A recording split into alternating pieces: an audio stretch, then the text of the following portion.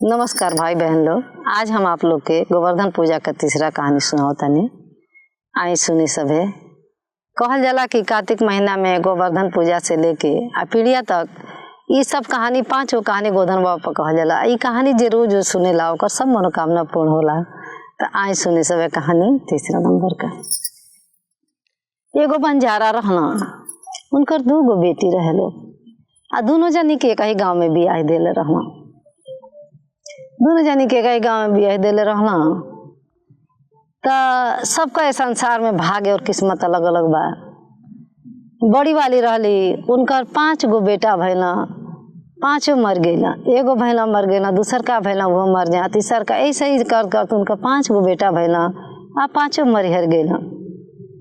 आ छोटकी जनी का कही बेटा भैला, लेकिन वो रहला जिया सही सलामत। तो छोटकी जानी तनी मन गंवार रहली।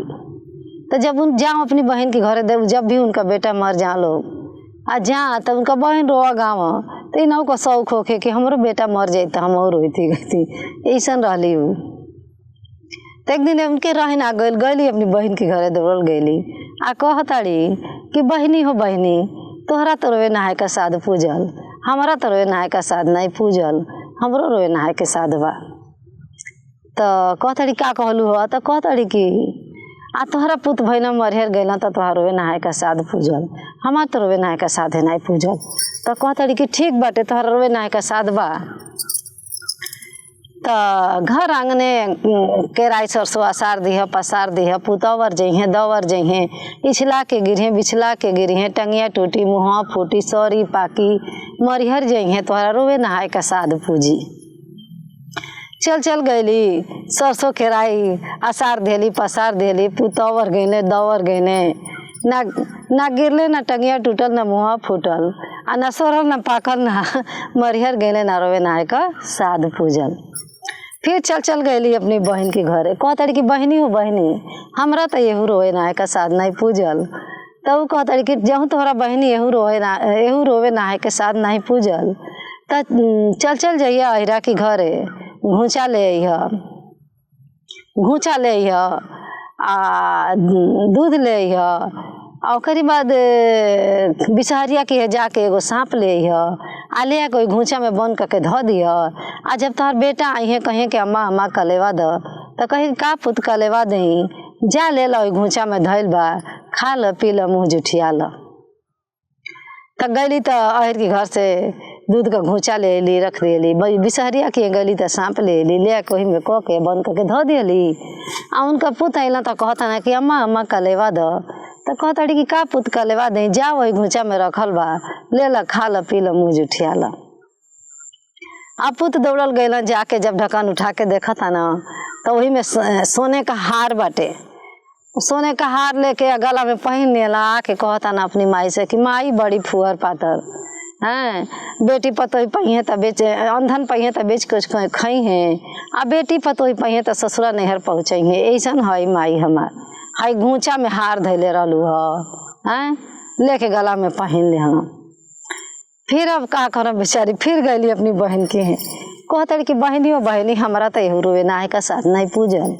तो वो कहताड़ी कि जहूँ तोहरा बहनी एहू रोए नहाय का साध नहीं पूजल, तो चल जाइए कटियरवा भैया के से काठी ले तेलिया के से तेल लिह, कराह ले लिह, आ रन में बन में जइह, आ जाके तिउर खनिया ऊपर कढ़ाई रखिए, तेल डाल दिया, काठी बार दिह। आ जब तेल गरम हो तो लड़का का मूड़ी धो के आ वही में दबा, वही जरते तेल में दबा दिए, तो मरिहर जइहे तोहरा रोए नहाय का साध पूजी।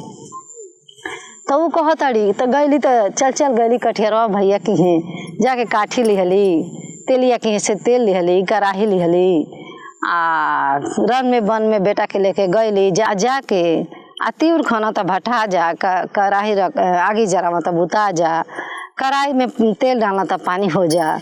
तब अब इनका खीस भरल, कहताड़ी कि तो कुल का होखल जाता, तो चल बढ़िया से बेटा के मुड़िए धोके ऐंठ के में डाल दी कि मर जा। तो हमारो में नहाय का साधु पूजी बड़ी गंवार रहली। तो बेटा के पकड़ के मुड़ी ऐठ के आ करैया में ढकेलल चाह, तो कूद के छटक के बेटा गोदी में आ जा। तो ईश्वर गौरव पार्वती शंकर पार्वती जी कहीं वही जंगल से होके जाते रहे, तो पार्वती जी देखली तो कहते कि देखा भाव के कोनो मेहरारू हो का करत या लड़कवा रोवे लागता फिर आ जाता गोदिया में तन चली देखल जा। तो कहता कि बे तू मेहरारू का जात हो इधर उधर जुरा चलेलू चल। तो कहता कि ना है रौर से प्रार्थना बताई चली तन देख लिया जाता है।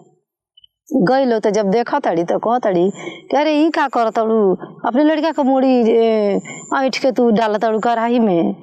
तो कहते हाँ हमारे रोए नहाए का साध बाटे।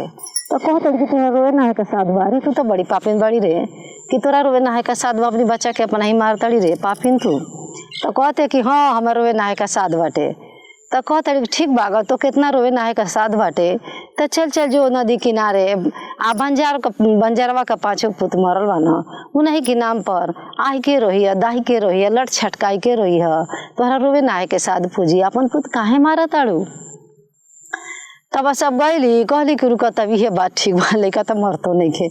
अब गईली या जाके उहे उनकी बहन का जौन 5 पुत मरल है लो जहाँ वो लोग फुकाइल है चल गईली नदी किनारे आ 5 बंजारन के नाम पर आय की रोली दाई की रोली लट छटकाई के रोली आ जहाँ जहाँ लार गिरल तहाँ तहाँ बार जामल आ जहाँ जहाँ आस गिरल तहाँ तहाँ सांस पड़ल।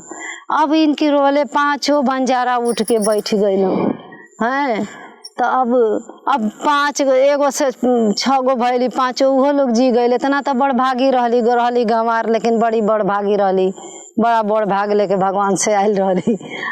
अब 5 जना के लेके उन्होंने लेके अपनो पुत एगो से 6 गो होके घरे अली अपनी बहनों का पुत जिया लिहली। ये कहानी रहला 2 गो बंजारन बहन लोग का। नमस्कार। आप लोग लाइक और सब्सक्राइब करब अगर आप लोग के कहानी पसंद आई तो।